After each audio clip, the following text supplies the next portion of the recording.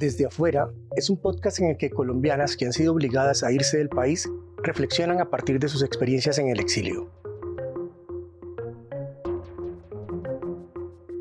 Hablar desde afuera significa no permitir que la violencia nos calle.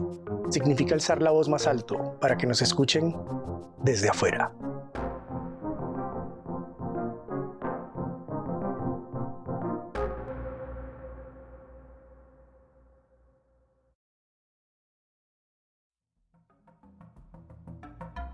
El exiliado o la exiliada es esa persona a la que la vida le cambió un abrir y cerrar de ojos. Es alguien que sueña todos los días con volver a sentir el abrazo de una madre.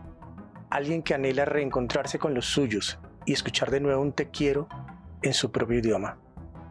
Este segundo capítulo se titula En un abrir y cerrar de ojos. Escuchemos a Divet Quintana Duarte. Bueno, nosotros nos tocó una situación que de pronto a muchos no les ha tocado, y es que nosotros salimos en el 2019, a finales del 2019, en octubre, y tenemos pues que afrontar la pandemia en el 2020, ya casi hace un año. Y lo más difícil fue estar pues sin el tema del seguro médico, en una habitación muy pequeña, en un sitio muy pequeño, en un espacio muy pequeño, con los niños pequeños y mi esposo, habiendo tenido que, pues esas dificultades de la pandemia han sido bastante adversas, no la esperábamos, yo creo que el mundo no lo esperaba una pandemia. El sentirnos como solos y tener que estar lo más aislados posibles, pero también tener que salir a conseguir la comida, conseguir lo básico para poder seguir viviendo, subsistiendo, fue difícil. La pandemia pues nos llevó a la virtualidad y pues obviamente acceder a la virtualidad en un país donde no puedes comprar una línea telefónica, donde no puedes tener a tu nombre acceso a muchas cosas. Eso es bastante, se nos ha dificultado mucho, pero en el camino hemos conseguido gente maravillosa que nos ha dado la mano y nos ha ayudado. Poner en el contexto a los niños de más encima de estar fuera del país, en un lugar que no conoce, con gente que no conoce, y aislados, totalmente aislados para no evitar que nos diera el virus. Fue bastante complicado, pero bueno, lo hemos asumido de la mejor manera, con el amor, con la ilusión de poder recomenzar de cero, tratando de tener tranquilidad. Yo a veces siento que soy anónima, a veces siento que no existo. En ese acuerdo de salir del país, porque yo salgo del país gracias a una oferta de trabajo que le hacen a mi esposo, la cual perdió por la pandemia, y salimos como un salvavidas por esa opción de empleo que le sale a mi esposo fuera del país. Pero en esos acuerdos también está como no contarle a la gente quién eran y qué hacían y por qué estamos fuera del país, para mantener como también el estatus de que la gente que quiere hacernos daño no supieran dónde estábamos. Y eso ha sido bastante difícil, tener que no hablar de lo que era, de lo que me apasiona, de la situación del país en algún momento, de estar muy pendiente en qué espacios estoy también, y de mantenerme muy aislada, realmente casi que en el anonimato, para no decir que totalmente en el anonimato. Es difícil disponer de que va a conocer uno nuevas personas, personas que no saben quién eres, ni qué traes en el corazón, ni en el alma. Eso es lo más bonito también de las cosas que se deben contar, es que la gente está dispuesta a ayudarte sin saber quién eres. Eso es importante. Bueno, yo creo que lo más difícil es tener la disposición de tener que afrontar una nueva realidad con una lengua diferente, no saber a dónde llegar con lo poco que uno puede sacar del país en su maleta, tener que explicarle a los hijos por qué han dejado sus pertenencias más preciadas, sus amigos, su colegio. Esa disposición es lo más difícil que yo creo que hay que asumir. El choque cultural, pues, es difícil, pero no, el tema de las comidas, tenerse que acostumbrarse a diferentes sabores, a los nombres, a tener que conseguir cosas que no hay, el vivir ya sin el plátano, sin la papa criolla, sin muchas cosas y conseguirlas a un valor casi que inalcanzable en la situación que uno sale del país. Escuchemos a Betty Puerto Barrera. Un viaje para 6 meses. Solo son 6 meses. Lleva lo imprescindible. Grande la maleta y pesada como la realidad. ¿Qué es lo que traigo? Sombras angustiosas que empañan las ventanas. Miedos vestidos de gris que intentan atrasar la garganta. Bronca contenida y lágrimas que no salen. El país de la canela, la serpiente sin ojos y una libreta con las instrucciones. Lo imprescindible no me cabe en la maleta. Sobre el relato de la llegada y la permanencia y la adaptación, si se puede llamar así, pues al llegar a este lugar tuve el apoyo incondicional del colectivo Maloca Colombia, pero también tuve muchos problemas de rechazo, especialmente de personas colombianas que lanzaron muchos rumores y estigmatización, incluso señalamientos de que la Organización Femenina Popular y las mujeres que somos parte de la organización éramos unas guerrilleras. Tuve muchas dificultades con esta estigmatización. Mi respuesta ante estos hechos fue dedicarme a hacer un trabajo por Colombia, por la organización, por visibilizar la crisis humanitaria que en ese entonces como ahora se vive en Colombia. Hacer mucha incidencia por la paz y por una salida negociada al conflicto social y armado. En el exilio también se enfrentan situaciones difíciles y limitaciones en el día a día, como la vivienda, como el empleo. Un día que no quiero recordar, me vi caminando por las calles de Barcelona con un par de maletas grandes, sin aliento, sin alimento y sin saber a dónde ir. Es muy difícil la soledad, el abandono, incluso la culpa de pensar solo el hecho de haber dejado la familia y los hijos. Esto conlleva procesos de insomnio, de desesperanza, de silencios, de ataques de pánico, de depresión y la pregunta recurrente sobre qué estoy haciendo yo aquí. La añoranza es continua, ¿no? Es muy difícil este tránsito. El exilio se torna circular en el pensamiento y en lo geográfico. Ya no puedes parar, ya eres otra persona. Ahora te enfrentas a otra realidad inhóspita, desconocida, culturalmente diferente. Todo es diferente, la comida, los olores, las relaciones con esa nueva sociedad. Algunas cosas tienen diferente nombre, aunque sean la misma. Aquí se habla castellano, pero es muy necesario, casi obligatorio, hablar catalán. Todo se tiene que volver a aprender. Todo lo que uno era, todo se quedó atrás. Aquí nadie te conoce, hay que empezar de nuevo, hay que empezar de cero. Estás, en sentido figurado, desprovista de todo, desnuda hasta de tu conocimiento académico, de tu experiencia de trabajo, de tu práctica política y de tu liderazgo. Toda esta situación genera una profunda desestabilización en lo personal, asimismo en tu núcleo familiar, genera una ruptura de los afectos, tanto los personales como los políticos. Y en ese tránsito caí en una profunda depresión que casi me cuesta la vida. Solo me ayudó el afecto, es decir, el amor eficaz, como decimos. Pues una amiga, también exiliada, me recogió, me llevó para su espacio donde vivía y me cuidó por cerca de 6 meses hasta que yo pude estar mejor. Asimismo, la cuestión de acceder a un trabajo, a un empleo, es determinante, pero es en sí mismo muy difícil, porque hasta que tienes el permiso que te permita trabajar, nadie te da empleo sin ese permiso. Sumado a la necesidad de estar inscrita en la seguridad social, y sin una oferta laboral no puedes acceder a ese número de seguridad social. Y este número se consigue el día que se tiene un contrato laboral firmado. Es decir, es todo un círculo vicioso que como que no te permite salir de ahí. Solo por poner un ejemplo, al no tener documentos de identificación, eres ilegal. Existen trabajos que se le llama trabajar en negro, pero esta es una expresión que comporta en sí misma un componente racista y por eso prefiero no utilizarlo.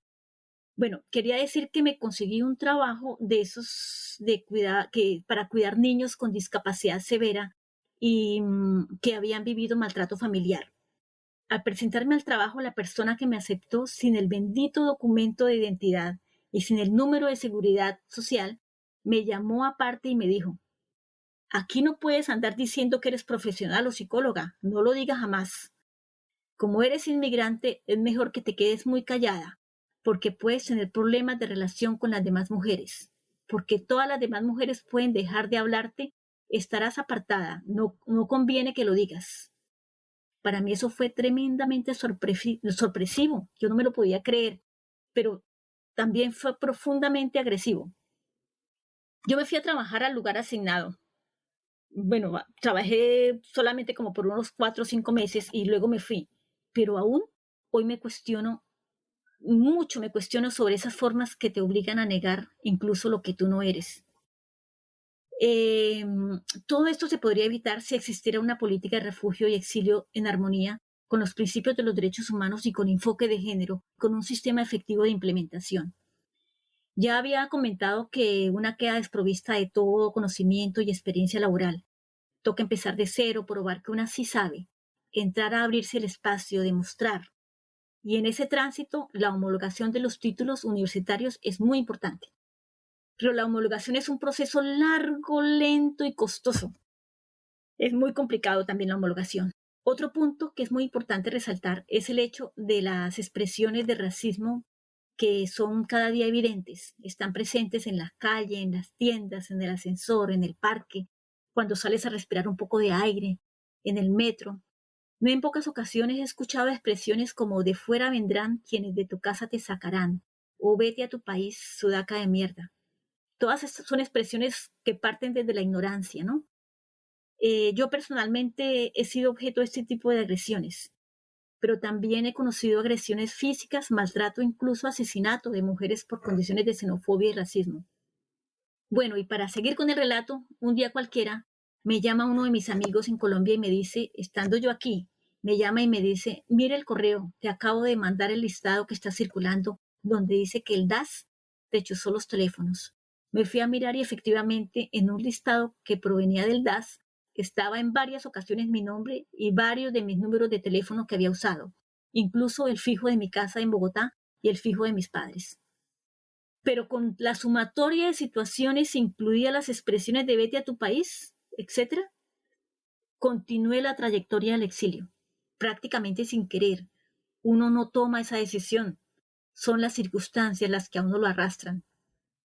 Cuando hablaba de la familia y los amigos y amigas de querer volver, la respuesta siempre fue: espera un poco más, aún no es tiempo, esto está muy complicado, y así se me fue la vida, esperando que todo se resolviera y aún no se ha resuelto.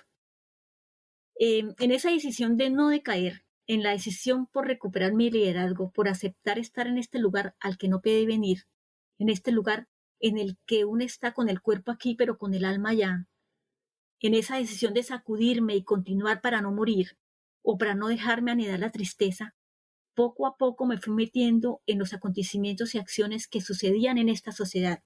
Me metí como planteándome un reto. Me reté a participar, aunque se hable otro idioma, a establecer alianzas, porque esta sociedad también se violan los derechos humanos, porque también existen personas como yo. También hay gente que organizada, y poco a poco sigo abriendo un nicho donde encuentro pares con quien soñar para transformar la realidad que siempre he querido transformar. Valga decir que este ejercicio no es fácil. Es aprender mucho de cómo se mueve la sociedad en donde vivo. Es trabajar por romper las expresiones xenófobas, racistas, machistas y colonialistas. Es también sentir y demostrar que esta sociedad también me importa y que yo, con mi mochila a cuestas, puedo aportar. Es además el reto de aportar aquí y sensibilizar a esa sociedad para que aporte a mi país.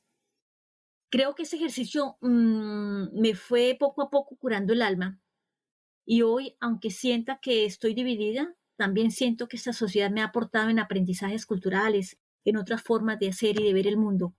en la construcción de alianzas para acompañar procesos en Colombia. He conocido que este mundo desarrollado también tiene sus mundos muy vulnerables y me he metido a trabajar en esos submundos, haciendo intervención social, prevención de violencias, incluso dando clases de castellano a personas que vienen de otros mundos y que están tan perdidas como lo estaba yo en algún momento. Escuchemos a Natalia Munevar Sastre. Cuando llegué a España, obviamente para mí, por eso me refiero puntualmente al proceso como la última actividad que tuve en Colombia con la campaña de Carlos Gaviria, porque fue una apuesta importante, pero fue también exponernos, porque me tocó ver como toda esa exposición tanto a la violencia mediática como a la presión política, como también a la misma violencia en el país que por medio de la campaña y por medio de la gira y todo eso, estás mucho más expuesto a todo esto. Y cuando llegué a España, me pasaba algo, por ejemplo, me pasó algo que fue como el primer día de llegar a la casa de mi madre. Mi madre tenía un balcón y me asomé me acuerdo que eran como las 10 de la noche y estaba pues obviamente las calles solas, estaba muy oscuro y abajo había una mujer caminando sola. Bueno, mi sensación de pánico de qué hace esa mujer sola a las 10 de la noche en la calle, y era una calle larguísima sola y mi angustia fue no me voy a quitar del balcón hasta que ella no llegue a un lugar seguro. Esa sensación la tuve muchísimo tiempo, también la sensación de no poder tener debates políticos o no hacer activismo, hasta cuando me di cuenta y me sorprendía muchísimo con los compañeros de CEAR o con los compañeros exiliados colombianos que fueron mi familia de acogida aquí en España. El hablar de política, el tener debates políticos públicos, el activismo, las manifestaciones. Me di cuenta que en Colombia pues las libertades no, esa libertad no es posible, ¿no? Y para mí eso fue como el primer, no choque, sino como darme cuenta que lo que vivíamos en Colombia no, lo que vivimos en Colombia no es normal, ¿no? La situación de violencia, de represión, o la sensación de miedo, de pobreza, de normalizar todos los procesos de violencia no son normales, y realmente solo hasta que llegué aquí fue realmente consciente de lo que nosotros vivimos en el país. Entonces yo creo que ese fue como el primer paso importante de eso, y cuando ya en términos de la inmersión cultural, de entrar en otros, precisamente en otras formas en otra sociedad totalmente distinta, creo que fui muy afortunada, me fue muy bien, me hice muy buena amiga de la gente de la Comisión Española de Ayuda al Refugiado, fueron mis primeros amigos, y ya consciente de que mi exilio iba a ser largo, que iban a ser por lo menos 10 años de no volver al país, pues fui consciente de que tenía que involucrarme y adaptarme y estar. Ellos me sentí muy bien, llegué a estudiar en la Complutense, hice un máster en finanzas y laboralmente me fue estupendamente, la verdad. Mi primer trabajo fue en Deloitte, que es la consultora más grande del mundo, y justo en un proyecto enorme. Y de ahí para adelante, pues mi carrera profesional pues se disparó. Me fue muy bien.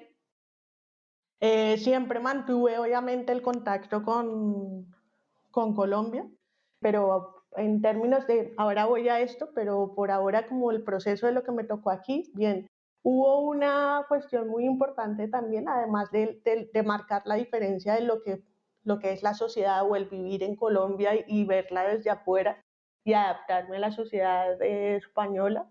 Hubo un hecho que fue súper muy importante y fue el movimiento de indignados, el 15M. Yo viví aquí, yo siempre en Madrid he vivido en el centro de la ciudad, muy cerca de la Puerta del Sol, que fue donde hubo la acampada del movimiento de indignados.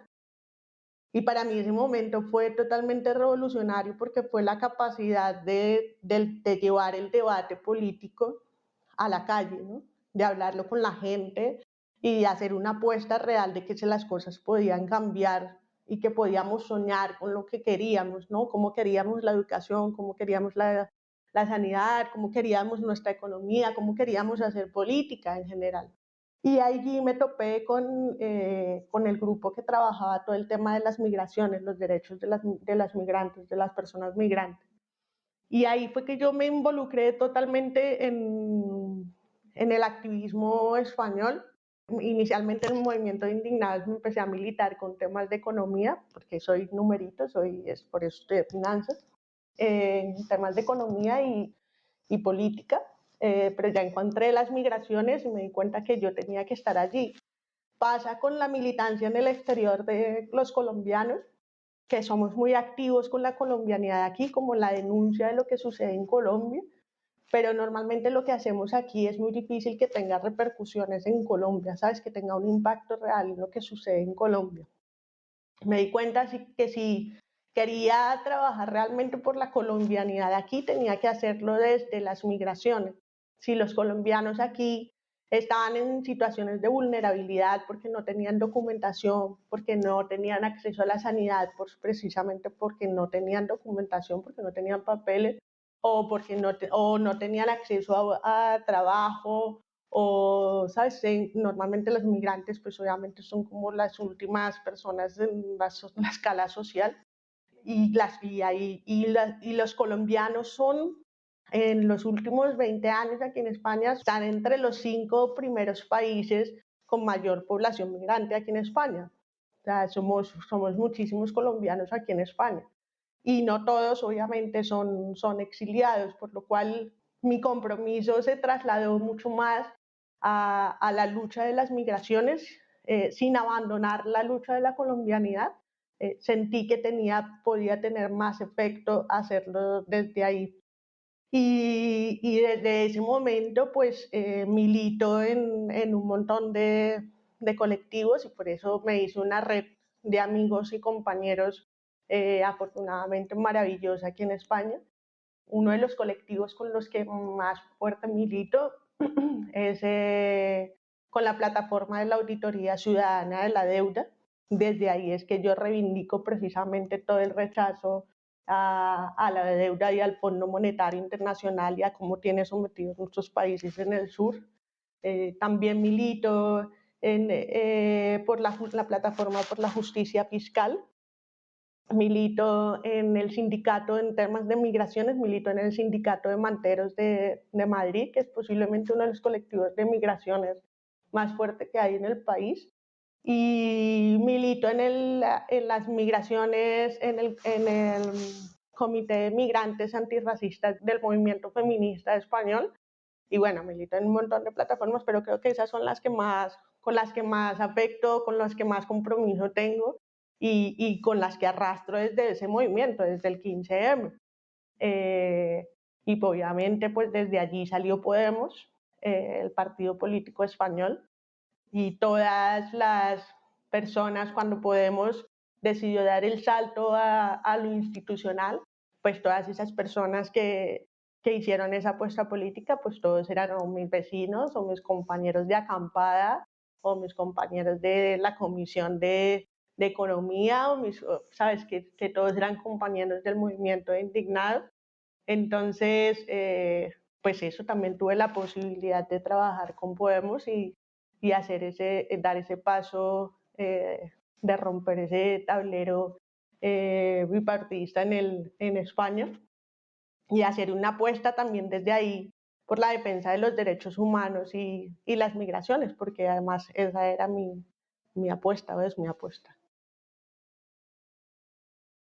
Escuchemos a Imelda Daza Cotes.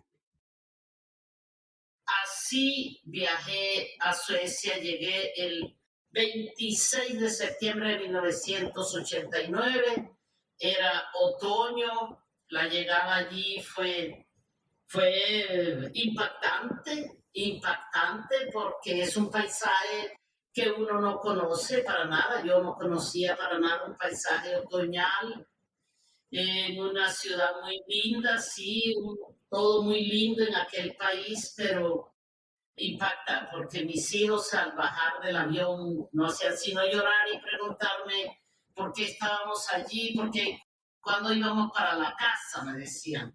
¿Cuándo vamos para la casa? Yo no quiero estar aquí, decía el mayor. Mientras yo hacía la cola para entregar pasaportes y para decir que yo iba a solicitar asilo político, el llanto de los niños se hizo tan desesperante que el policía que me estaba atendiendo decidió cerrar la ventanilla y me dijo que lo esperara. Le dio la orden a todos los que estaban en la cola que se fueran, y entonces me llevó con los niños a una oficina de la policía. Mi primera impresión fue: me van a regresar, me van a devolver. Yo le rogaba a mis hijos que se callaran, que no lloraran, que era difícil, le decía al hijo mayor. No, pues vino a la policía y muy amables, le trajeron dulces a los niños, le trajeron juguetes. A mí me preguntaron qué me pasaba y les conté así apuradamente. Consiguieron a un conductor de una furgoneta que era chileno, entonces él me sirvió de intérprete.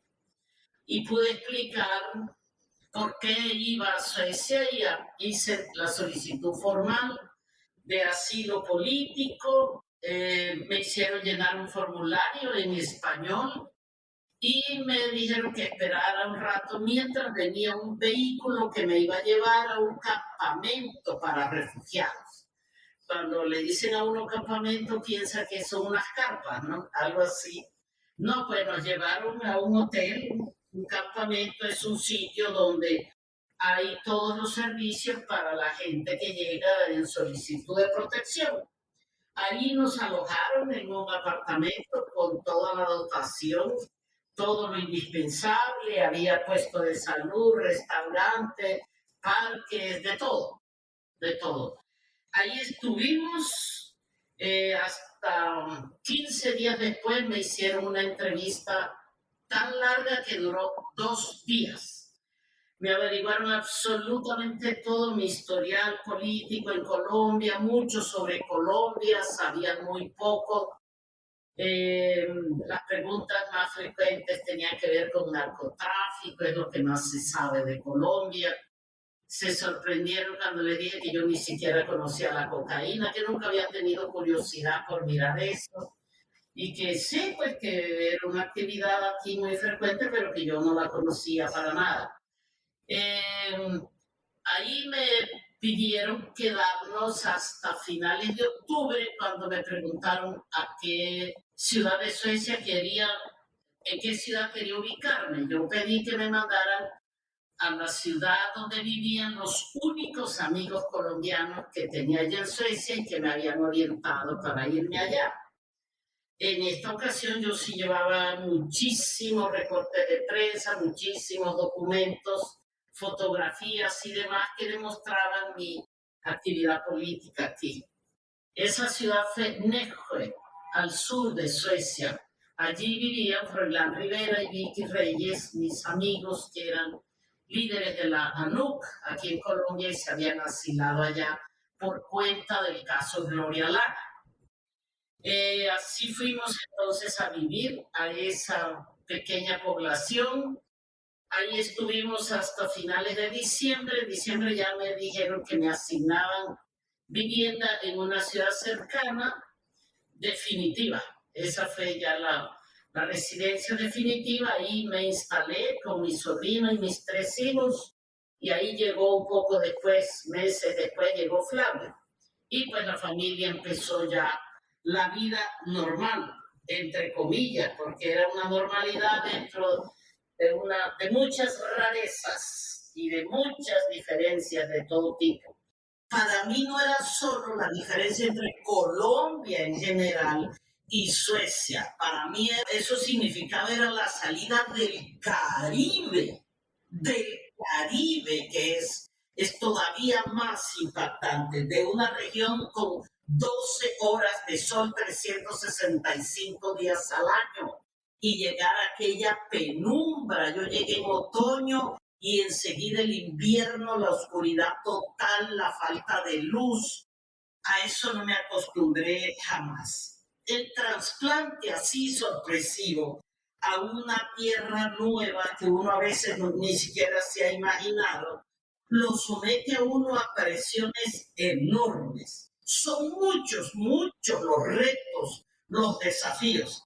El aprendizaje de una nueva lengua que no tenía nada en común con el castellano. Por allá, en el lenguaje científico que se usa en latín, también en el sueco es la única mediana afinidad. Es un alfabeto que tiene 9 vocales y son a veces cortas, a veces largas, y eso es muy importante de diferenciar. Entonces la presión con la lengua muy, muy dura. Yo ya tenía 41 años de edad, no es edad para aprender un idioma tan extraño.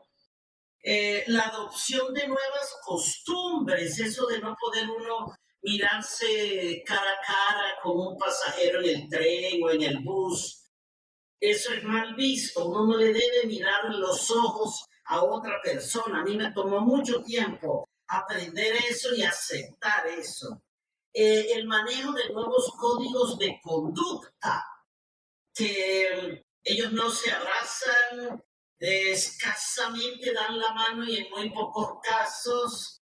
Entonces, cuando uno algún amigo conoce que porque en el Comité Latinoamericano había suecos que habían vivido en Latinoamérica y yo creía que era normal con ellos saludar de abrazo, no, tampoco. Muchas costumbres que uno tiene que aprender de una vez. La reubicación laboral, eso fue fatal para mí. Yo pues llevé mis documentos de la Universidad Nacional, por suerte era en esa época la única universidad que no necesitaba llevar constancia del Ministerio de Educación. En todo caso, a mí me validaron mis estudios rápidamente, no tuve dificultad en eso, pero después era ¿con qué idioma voy a trabajar yo como economista en Suecia? Entonces yo me sentía analfabeta, porque leía y no entendía y no podía hablar. Es una especie de analfabetismo muy, muy difícil. La adaptación al clima me pesó muchísimo por la falta de sol, no tanto por el frío. Yo al fin y al cabo había nacido en un pueblito de Perijá, aquí en el Cesar, que era en aquella época de clima frío. Yo hice todo el bachillerato, toda la universidad en Bogotá, entonces el frío tampoco era una cosa así tan extraña, pero la oscuridad sí era terrible, muy impactante.